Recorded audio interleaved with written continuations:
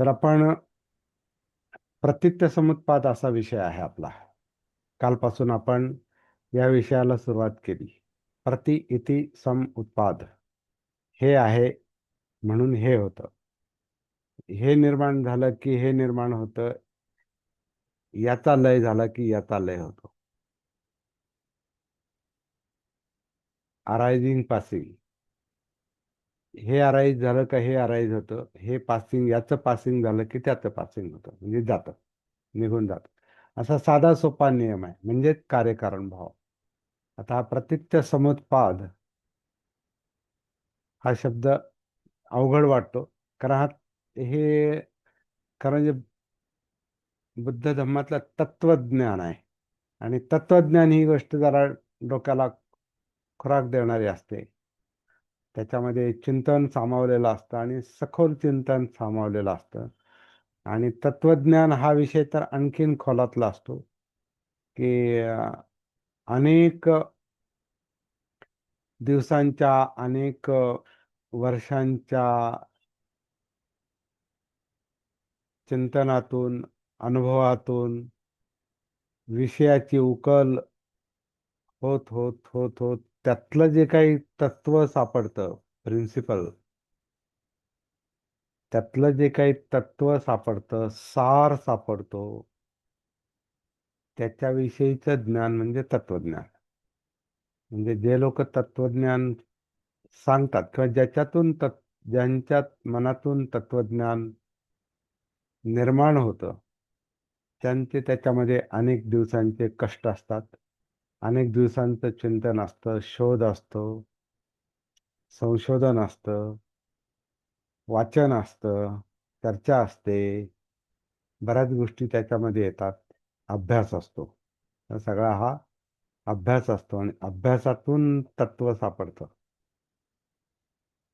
अभ्यासातून तत्व सापडतं, आणि तत्व म्हणजे सार सापडतो. तर प्रतीत्य समुत्पाद, उत्पाद म्हणजे निर्माण होणे, उत्पाद म्हणजे उत्पन्न होणे. प्रति इति हे आहे, त्याच्याबरोबर हे समुत्पाद हे निर्माण होतं. हे जे सूत्र आहे, शब्द एकदम सोपा आहे, सरळ आहे, पण तत्व आहे ते. बुद्धांच्या शिकवणीतलं हे तत्व आहे, की प्रत्येक गोष्टीला कारण आहे. प्रत्येक कार्याला, प्रत्येक घटनेला कोणतीच गोष्ट विनाकारण घडत नाही, आणि कोणत्याही गोष्टीला एक कारण नसतं. जसं आता काही तत्वज्ञान आत्मा मानतात, हे त्यांच्या दृष्टीने तत्वज्ञान आहे. त्यांना असं सापडतंय की आत्मा आहे म्हणजे स्थिर काहीतरी आहे, सेल्फ, स्थिर सेल्फ, स्व. म्हणजे आपण स्थिर आहोत. आपण, आपलं जे जीवन आहे किंवा कोणत्याही वस्तूचं किंवा कुठल्याही जीवाचं, सृष्टीतल्या प्रत्येक गोष्टीला एक स्थिर तत्व आहे, असं त्यांचं म्हणणं आहे. आणि जिवंत प्राणी, वनस्पती हे पण एक स्थिर तत्व आहे, त्यांच्यात आत्मा आहे. आणि तो आत्मा परमात्म्याचं परमात्म्याचा अंश आहे. आणि आत्मा, आणि हे मानणं, पहिली गोष्ट हे मानणं की आत्मा आहे आणि परमात्मा असला पाहिजे, कारण कुणीतरी आत्मा निर्माण करतं, कुणीतरी हे सृष्टी निर्माण करते, हे मान्य करायचं. हे पटतं की नाही पटत, हे सिद्ध होतं की होत नाही, अनुभवाला येतं की येत नाही, हे नाही पाहायचं, मानायचं. असं मानायचं, सगळं मान्यवर आहे ते. मानलं तर मग ते आहे, नाही मानलं तर मग ते त्यांच्या दृष्टीनं नास्तिक आहे. मानणं म्हणजे आस्तिकता, न मानणं म्हणजे नास्तिकता. आस्तिक, असणे, हे आहे हे मानणं म्हणजे आस्तिकता, नाही न आस्तिक म्हणजे नास्तिक, तो नास्तिक. तर मग आत्मा आणि परमात्मा हे आहे की नाही हे नाही पाहायचं, ते मानण्याचा मुद्दा आहे. आणि तो एकदा मानला की मग त्याच्या भोवती मग अनेक गोष्टी निर्माण होतात. त्याच्या भोवती सगळे अं, कर्मकांड निर्माण होतात. सगळ्या सगळी यंत्रणा उभी राहते. त्याच्यावर धर्म उभा राहतो. त्याच्यावर काही रचना, काही साहित्य उभं राहतं, काही काव्य उभं राहतं, संगीत त्याच्यातून, संगीतालाही त्याच्यात जोडलं जातं, शब्द जोडले जातात, काव्य, नाटक अमुक धमुक तमुक, मग त्याच्या प्रतिमा, मग अवतार, मग त्याची भक्ती, असं अनेक, ते मग एका मानण्यातून हे सगळं मग निर्माण होतं. तसे बौद्ध धर्मातला एक संप्रदाय मानण्यावरच चालतो, की बुद्ध आहेत हे माना. बुद्धांनी हे नाही सांगितलं, परंतु नंतर त्या लोकांनी ती मान्यतेची गोष्ट ठरवली आणि मग माना. मग बुद्धांचे पण, बुद्धांना बोधिसत्व, आणि म्हणजे बुद्ध बनण्याच्या आधी बोधिसत्व, आणि बोधिसत्व अनेक रूपात, मग त्यांचे बोधिसत्वाची रूप आहेत. आणि मग त्यांच्यापर्यंत परत काय म्हणतात, त्यांचे त्यांचे मंत्र आहेत, त्यांचे त्यांचं पठण आहे, त्यांचे त्यांचे त्या त्या बोधिसत्वाचे गुणधर्म आहेत. मग कोणी करुणेचा बोधिसत्व, कोणी प्रज्ञेचा बोधिसत्व, कोणी वीर्य म्हणजे सक्रियतेचा बोधिसत्व, कोणी ध्यानी बोधिसत्व, तो कोणी अं, औषधोपचार करणारा पण असं काही बोधिसत्व. मग ते गुणधर्म त्या त्या याला चिकटवायचे. पण हे सगळ्या मान्यतेच्या गोष्टी आहेत. परत त्याच्या प्रतिमा निर्माण करायच्या.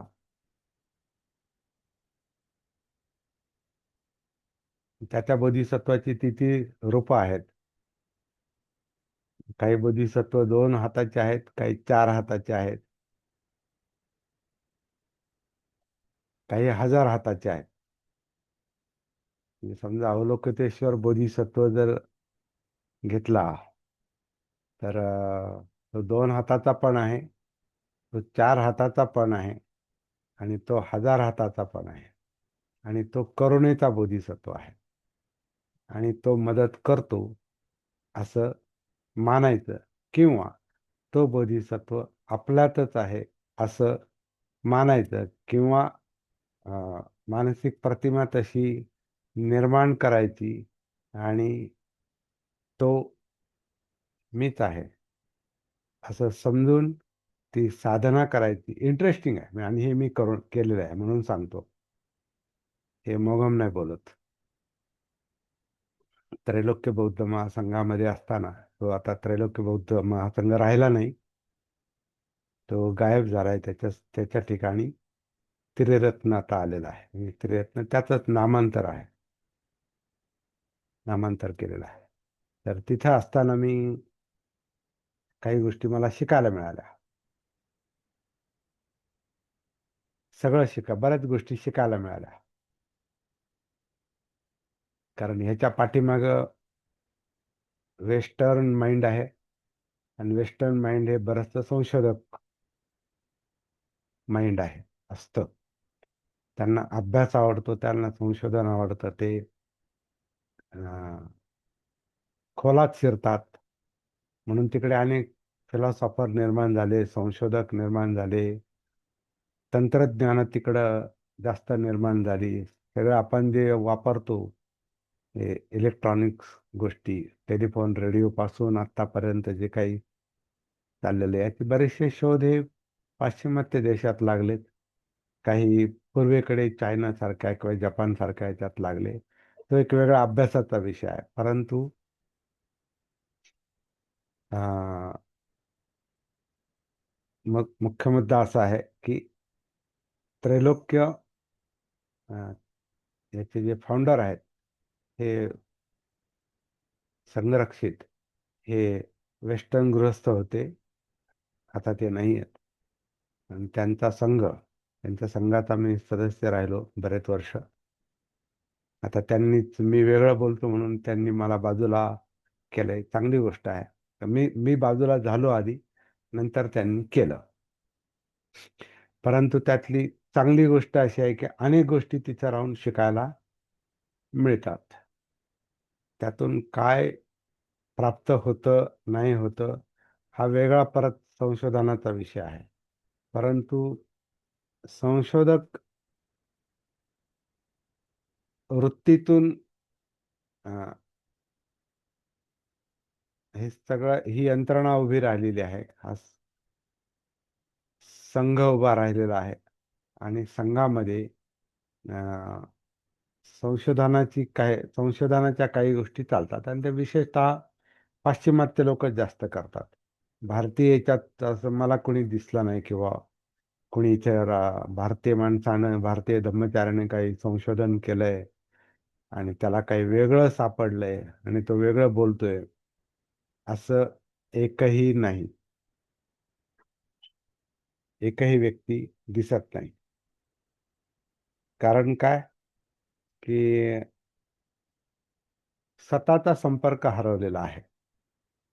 आपलं मूळ हरवलेलं आहे. आपण ज्या परिस्थितीत जन्माला आलो, आपण ज्या परिस्थितीत वाढलो, त्या परिस्थितीत त्या परिस्थितीनं आपल्याला ज्या यातना दिल्या, त्या यातनांचे प्रश्न सोडवणं, जो बाबासाहेबांचा उद्देश होता, तिथून फारकत झालेली आहे. आणि पाश्चिमात्य, आवाज येतो का? एक मिनिट.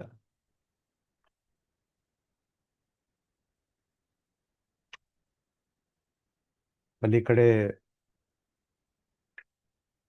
वारकरी थांबलेले आहेत आणि त्यांची भजनं चालतात.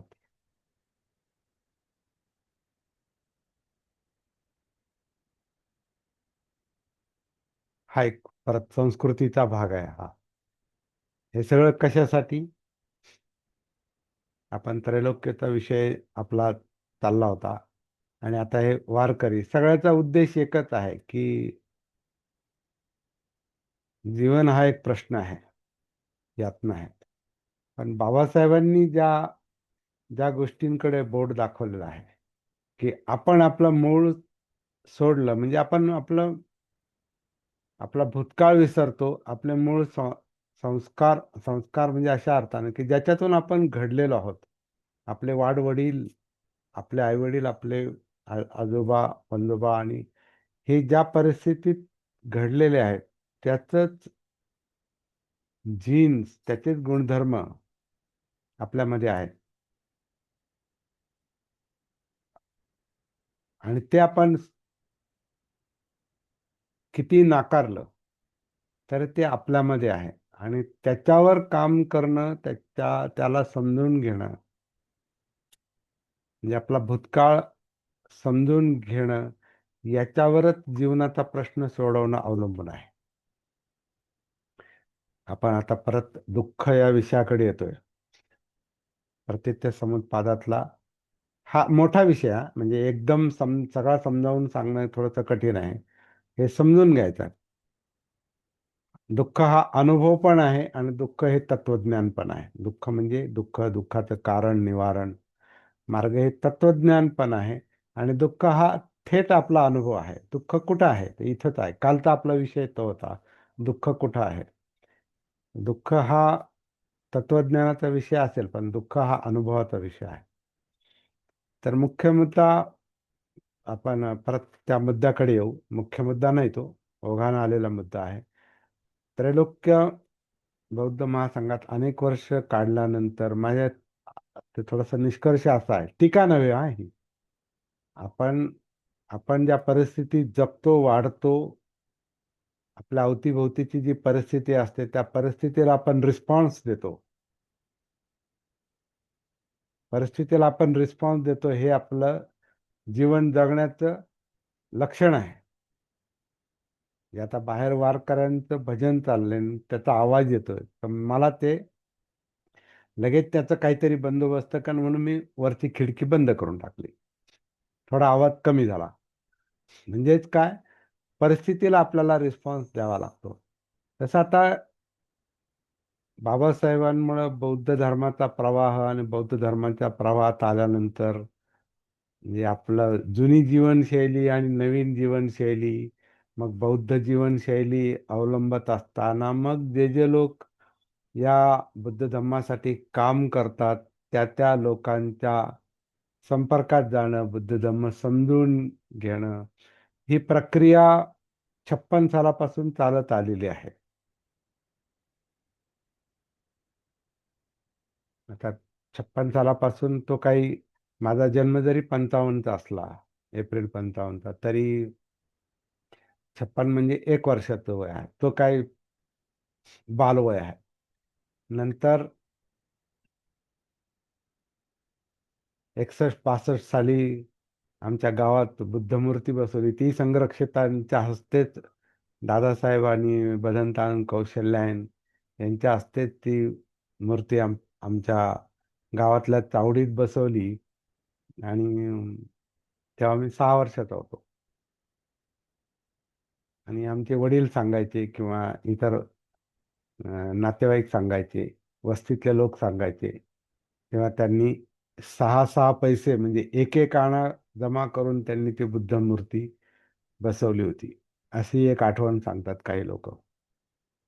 संरक्षितांना त्यावेळेला आमच्या नात्यातल्या लोकांनी तेव्हाच पाहिलेलं आहे. आणि दादासाहेब रुपवते त्यांना घेऊन आले होते. दादासाहेब रुपवते आपल्याला माहिती आहे. तर त्या निमित्तानं ह्या इनडायरेक्टली या प्रवाहात आलो. आणि नंतर मग 83 साली मी त्रैलोक्य बौद्ध महासंघाच्या संपर्कात आलो. 90ला धम्मचारी झालो. आणि 2001, 2, 3, 4 पर्यंत, 2000 नंतर मी माझा संपर्क कमी केला. म्हणजे मला हा विषय सापडल्यानंतर, ज्याला आपण सती जागृती म्हणतो, मी थोडं थोडं लक्ष माझं इकडं केंद्रित केलं आणि ह्या संशोधनातच मी गुंतलो. मग ते लक्ष कमी झालं आणि तिकडे ही गोष्ट बोलणं शक्य नाही, कारण तिकडं त्यांचं बोलायचं असतं. त्यांचं त्यांची स्ट्रॅटेजी, त्यांचं धोरण राबवायचं असतं.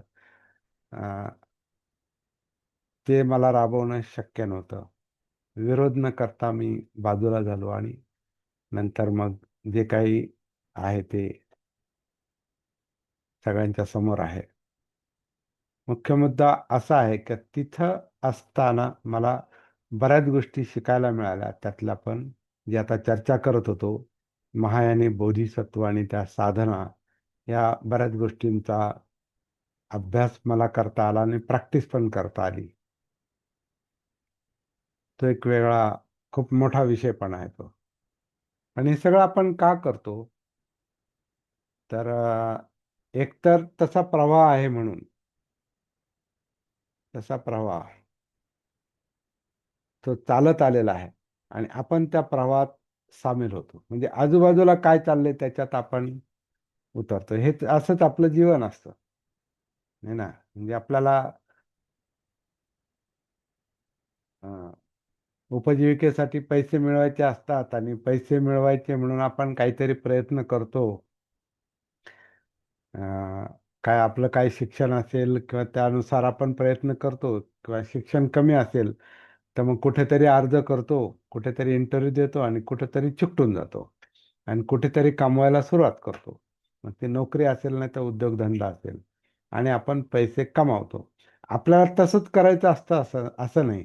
तो प्रवाह आहे. तो ती संधी मिळते किंवा ती एक वाट सापडते आणि आपण त्या वाटेनं जातो. आणि नंतर त्या वाटेचे आपण कधी बनतो, कधी त्याच्यात रिटायर होतो, आणि कधी आपलं समजा एखादा माणूस उद्योग करत असेल, धंदा करत असेल, तर त्या धंद्यामध्ये त्याचं कधी आयुष्य निघून जातं आणि तो कसा काय त्याच्यात आला आणि कधी आयुष्य निघून गेलं याचं काहीच एक, कधी कधी थांगपत्ता राहत नाही आणि कधी कधी जागाही येत नाही, की आपण कसे काय आलो याच्यामध्ये. आता हे बौद्ध धर्माची जी वाट आहे, बाबासाहेबांनी निर्माण करून दिली, एक संधी निर्माण करून दिली, आणि त्याच्यातून त्यांना हे साध्य करायचं होतं की आपलं जे पूर्वजीवन आहे आणि जे पूर्वसंस्कार आहेत आणि पूर्वीचे जे त्रास आहेत, जाती व्यवस्थेशी निगडीत किंवा अस्पृश्यतेशी निगडीत, जे फक्त आपल्यालाच होते, म्हणजे अगदी स्पष्ट भाषेत म्हणजे महारांनाच होते आणि मातंगांना असतील.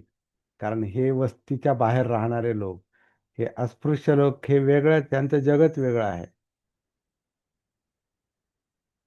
त्यामुळे त्यांचा त्रास वेगळा आहे, त्यांचे संस्कार वेगळे आहेत, त्यांचं बोलणं वेगळं आहे, त्यांची कल्चरच वेगळी, त्यांची संस्कृतीच वेगळी आहे. किंवा त्याला हे लोक असंस्कृत पण म्हणतील. उच्च संस्कृतीतले लोक यांना असंस्कृत म्हणतील. म्हणून असंस्कृत म्हणून यांना एकतर यांना संस्कृतीतून बाहेर काढलं, म्हणजे संस्कृतीत सामावून घेतलं नाही, म्हणून यांना बाहेर काढलं. का काढलं? तर बाबासाहेबांचं संशोधन आहे की हे पूर्वीचे बौद्ध आहेत. पण जे असेल ते आता माहिती नाही, ते त्यात तो एक वेगळा संशोधनाचा मुद्दा आहे आणि तो बराचसा पटतो पण आणि बराचसा मानण्याचा पण मुद्दा आहे. पण आता ती वाट आपल्याला, ते जीवन आपल्याला जे त्या परिस्थितीने दिलं, त्याच्यात आपण घडलो, विशेषतः आपले आई वडील, वाडवडील, आजी आजोबा, पणजोबा, नातेवाईक सगळे जे घडले, त्यांच्या यातना फार प्रचंड होता, दुःख त्यांचं खूप प्रचंड होतं. आपण आता भवचक्रात आहोत, भवचक्राचा अभ्यास करतो. लक्षात घ्या, बनतं कसं.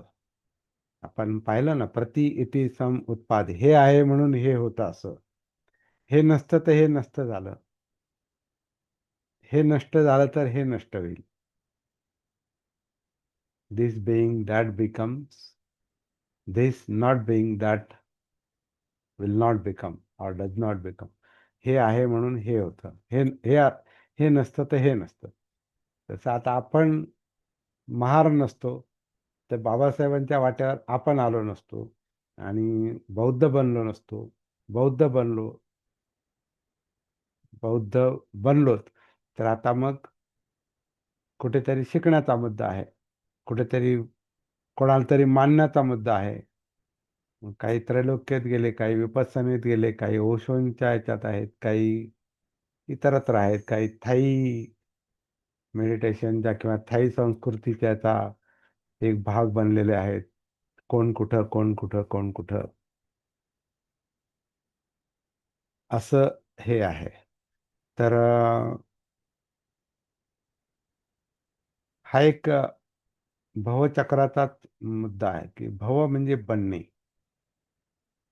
पण एक गोष्ट आहे की ही सगळी धडपड कशासाठी चाललेली असते, हे सगळे विचार का करावा लागतो, आणि त्यातले त्यात ज्या गोष्टी आपल्याला त्रासदायक असतात, यातना देणाऱ्या असतात, दुःख देणाऱ्या असतात, विचलित करणाऱ्या असतात, अस्पृश्यतेसारख्या गोष्टी उद्ध्वस्त करणाऱ्या असतात.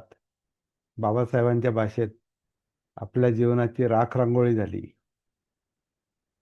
आणि त्यांनी उद्रेकाने एकदा असा शब्द प्रयोग केलेला आहे की ज्यांनी आमच्या जीवनाची राखरांगोळी केली, ज्या धर्माने, असा शब्द प्रयोग त्यांनी केला आहे, ज्या धर्माने आमच्या जीवनाची राखरांगोळी केली, तो धर्म त्यांचीही राखरांगोळी केल्याशिवाय राहणार नाही. म्हणजे इतक्या यातना होत्या त्या, इतका मोठा उद्रेक होता, परंतु त्यांनी त्या गोष्टीकडे नकारात्मकतेनं पाहिलं नाही. नुसती चीड किंवा राग नाही ठेवला, ह्याच्यात बदल कसा घडवून आणायचा हे पाहिलं. म्हणजेच त्या परिस्थितीनं दिलेले दुःख, यातना संपतील कशा, नष्ट कशा होतील, त्याच्यासाठी त्यांनी ही परिस्थिती बदलवण्याचा प्रयत्न केला आणि त्यांच्या त्या प्रयत्नाचा एक भाग म्हणून बुद्ध धम्म आहे. आणि म्हणून आपण त्या वाटेवर आहोत, म्हणून आपण ही चर्चा करतो. हा पण भवचक्राचाच भाग आहे. तर ते तसं होतं म्हणून हे असं आहे. आणि हे आत्ता जे आहे हे आपण काय करणार याच्यावर पुढचं अवलंबून आहे. चक्र आहे. आणि आपण असं आपल्या या जागृतीच्या कार्यशाळेत किंवा या सती धम्मचिंतनामध्ये आपण असं पाहतोय की आपल्याला आपल्या जीवनाचं जगण्याचं भान आलं पाहिजे, जागृती आली पाहिजे. ही बुद्धांची शिकवण तर आहे सतीची, जागृतीची. पण बाबासाहेब पण म्हणायचे जागृतीचा अग्नी तेवत ठेवा, जागृतीचा विस्त विझू देता कामा नये. तर त्यांना तेच सांगायचं होतं जे बुद्धांना सांगायचं होतं. बाबासाहेबांनी त्या परिस्थितीला धरून बोलले. अस्पृश्यता निवारण आणि ती सामाजिक परिस्थिती आणि ती धार्मिक परिस्थिती, त्या यातना, ते प्रश्न, अशिक्षितपणा, उपजीविका नाही, जगण्याची जगण्याची साधनं नाहीत, वस्त्या धड नाहीत, गावाच्या बाहेर असलेल्या कुठंतरी अं, काय म्हणतात त्यांची जिथं गावाची घाण जिथं ज्या गटारीला नदीला येऊन मिळते, ओढ्याला येऊन मिळते, त्या ओढ्याच्या काठावर ह्या ह्या वस्त्या बहुतेक अशा. कारण जिथं नदी असते तिथं गाव असतं, वसतं पाण्यासाठी. मग नदीच्या ते मार्किंगच आहे, ते विभाजनाचं ते मार्किंगच आहे, ते सीमारेषा आहे. ते गावाच्या इकडं गा नदीच्या इकडं मुख्य गाव आणि इकडे याच्या बाहेर जे आहे ते गावकुसा बाहेरचे लोक, वेशी बाहेरचे लोक, ते महारमांग.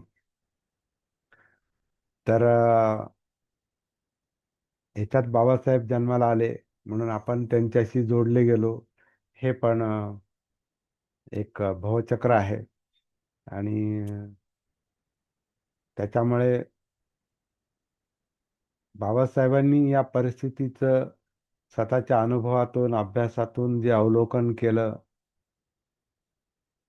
सिद्धांत त्यांना सिद्धांत त्यांचं जे काय आहे, त्यांना जे तत्व सापडलं याच्यात पण परत तत्व सापडलं का याच्या पाठीमागे मानसिकता काय आहे हे सगळं. कारण हे मानसिकतेचा परिणाम आहे हा. ही मानसिकता आहे, त्या धर्माची मानसिकता आहे, जाती व्यवस्था ही एक मानसिकता आहे. जात ही पण मानसिकता आहे. जात मनानं धरली म्हणून जात आहे, मानणं आहे ते फक्त. जसं मगाशी आपण आत्मा परमात्मा म्हटलं ना, मानणं आहे ते, किंवा बोधिसत्व मानणं आहे. तशी जात ही एक मानणं आहे. मी मानतो मी महार आहे. मी जर म्हटलो की नाही, मी नाही, आता मला त्याच्यात ती आयडेंटिटी ठेवायची नाही, माझ्या मनातलं गेलं, संपली जात.